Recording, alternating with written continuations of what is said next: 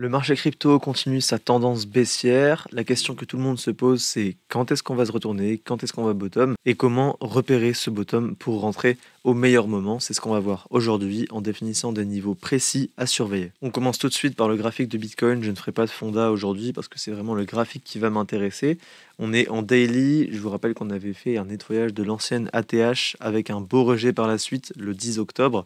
C'était un signal très négatif pour le marché et qui a enclenché une tendance baissière étant donné que ces plus bas n'ont pas tenu via cette mèche. On n'avait pas eu de clôture sous ces plus bas, donc il y avait un espoir qui vivait encore, mais on avait une grosse fair value gap daily et on avait défini que si on ne venait pas au-dessus, donc clôturer au-dessus des 119 500 $, ça restait baissier et que notre confirmation d'une potentielle tendance haussière à venir était une clôture au-dessus de ce niveau. Chose qui n'a pas été faite. Dès que le prix est rentré dans la zone de fair value gap en daily, on s'est fait rejeter directement. Également, chose à noter, on avait une plus petite fair value gap ici au niveau des 112 500 $ qui devait être maintenue si on voulait continuer à push dans cette zone de fair value gap baissière. Elle n'a pas été maintenue, donc c'était une deuxième confirmation d'un signal négatif pour le marché et qui nous enclenchait une tendance baissière. Donc ici, on a nettoyé ce plus haut, donc on a pris toutes les liquidités au nord et maintenant on est simplement en train de nettoyer les liquidités au sud. Donc ce plus bas, celui-ci également et peut-être qu'on se dirige vers le plus bas de cette mèche-là et de la grande mèche du 10 octobre 2025. Concernant les zones de potentiel bottom, on peut tracer des Fibonacci. Je l'avais déjà tracé celui-ci, mais je le trace avec vous. On avait une zone OTE que je vais venir ajuster juste ici, qui va donc des 108 700 $ aux 104 000 $. C'est une première zone de rebond qui est envisageable, mais si on dézoome un petit peu, la vraie zone, en fait, elle est ici. Elle va des 93 500 $ aux 85 000 $ sur Bitcoin.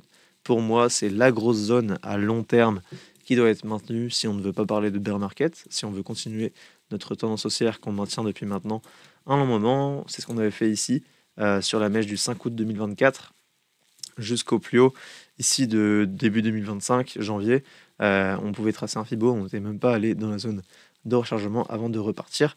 C'est ce qu'on pourrait revenir faire juste ici, donc pour continuer la tendance baissière, avoir quelque chose comme ceci qui se profile, venir dans cette zone qui couvre également une zone de fair value gap en weekly. Donc là, on a un gros déséquilibre de marché qui doit être comblé et qui fera office de support si on vient dessus. Également ici, on a une sorte de W avec une neckline sur le même niveau. Donc globalement, le niveau des 90 000 $ est un support majeur pour du long terme. Et si on perd ce niveau, on peut parler de bear market à long terme. Maintenant, on n'y est pas encore. On a vu ce qui pouvait se passer à long terme. Maintenant, on va zoomer et venir en 1 heure sur Bitcoin pour voir ce qui peut se passer à plus court terme. J'avais matérialisé ici la tendance baissière en 1 heure qu'on avait eu suite à la prise de ces plus hauts à 116 000 $ sur Bitcoin. Et j'avais défini à chaque fois les plus bas qui avaient été cassés pour continuer la tendance baissière. Donc, par exemple, ce plus bas ici, ce plus bas ici, celui-ci ou encore celui-ci. Et j'avais défini que tant qu'on n'avait pas de clôture en 1 heure au-dessus du plus haut qui a engendré la cassure de chaque plus bas à chaque fois, et la tendance elle restait baissière.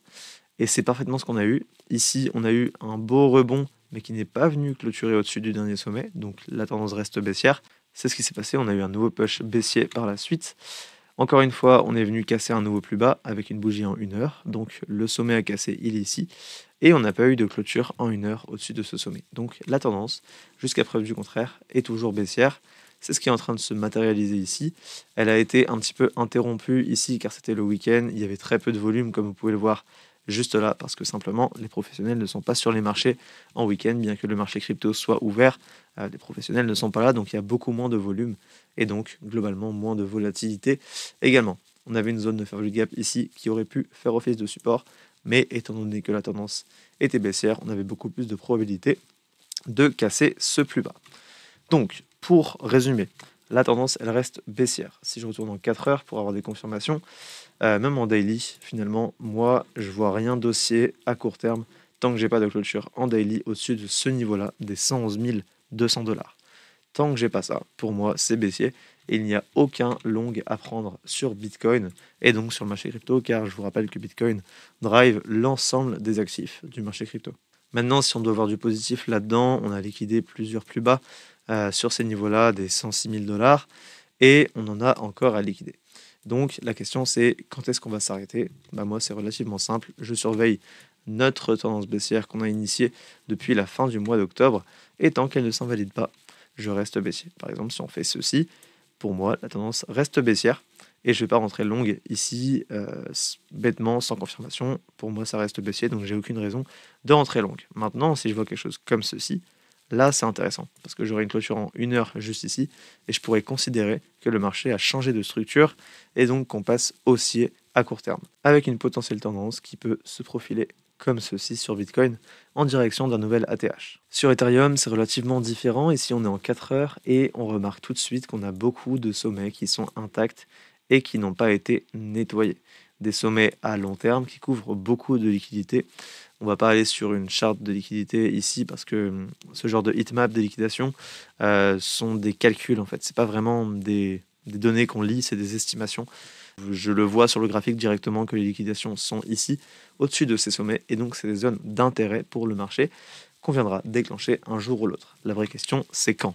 Et pourquoi la charte d'Ethereum me plaît plus que celle de Bitcoin? C'est simplement parce qu'ici, on est vraiment venu nettoyer tous ces plus bas. Et si vous vous rappelez bien, dans une des dernières vidéos, on avait défini ici qu'on était en train de compresser sur le prix et qu'on avait une baisse de la volatilité. Certains diront qu'ici on a un triangle de compression. Moi je n'aime pas ce terme, les figures chartistes, c'est pas mon truc. Mais ce qui est intéressant, c'est que tous les débutants vont considérer qu'ici on a cassé le triangle. Et donc tout le monde va short ici. Sauf qu'en réalité, il existe un scénario où on vient nettoyer tout le monde, on piège tout le monde à la baisse, tout le monde rentre short ici, et là on se retourne pour ensuite partir en direction haussière. Je dis pas que c'est ce qui va se passer, je dis que c'est une possibilité. La première des confirmations, c'est comme sur Bitcoin, si j'ai une clôture en daily au-dessus de ce niveau-là, donc des 3920 $ sur Ethereum, c'est une grosse confirmation solide sur Ethereum pour une potentielle jambe haussière et même une tendance haussière, parce que ici, on invaliderait la tendance baissière, on ferait une structure de retournement, peut-être un retracement comme ceci, pour ensuite accélérer à la hausse. Donc ça, c'est à court terme sur Ethereum. Ethereum me plaît plus que Bitcoin, mais ce qui me plaît un peu moins sur Ethereum, c'est qu'on a un equal low ici sur le niveau des 3400 $ qui couvre également beaucoup de liquidités. Si on dézoome encore plus, on a une zone de fair value gap en monthly ici, donc des 2880 $ à 3350 $. Ça, c'est une zone que le prix risque malheureusement de chercher à revisiter. C'est une zone évidemment de support, hein, mais c'est une zone qui peut être revisitée pour ensuite se diriger vers de nouveaux plus hauts. Donc ça fait quand même une baisse importante à venir sur Ethereum potentiellement, mais c'est une baisse qui serait saine pour une reprise du prix à la hausse, comme ceci. Donc, selon moi, le cycle n'est pas terminé ou autre, mais effectivement, on est dans une phase baissière depuis plusieurs semaines, désormais depuis le crash du 10 octobre. Hein. C'est vraiment ce qui a donné la couleur de cette tendance baissière à court moyen terme. Et pour l'instant, je n'ai aucun signal de retournement sur Ethereum ni sur Bitcoin. Vous avez les niveaux à surveiller ainsi que vos potentielles confirmations haussières sur ces deux actifs. C'est vraiment les deux actifs que je regarde pour le moment. Il n'y a aucune raison d'aller sur les altcoins tant que ces deux actifs sont baissiers. C'est tout bêtement du casino et moi, ce n'est simplement pas mon métier. J'espère que cette vidéo vous a plu. Si c'est le cas, n'hésitez pas à mettre un petit like, à vous abonner, à commenter. Et je vous retrouve ce week-end pour mes résultats de trading pour le mois d'octobre 2025 sur le marché crypto.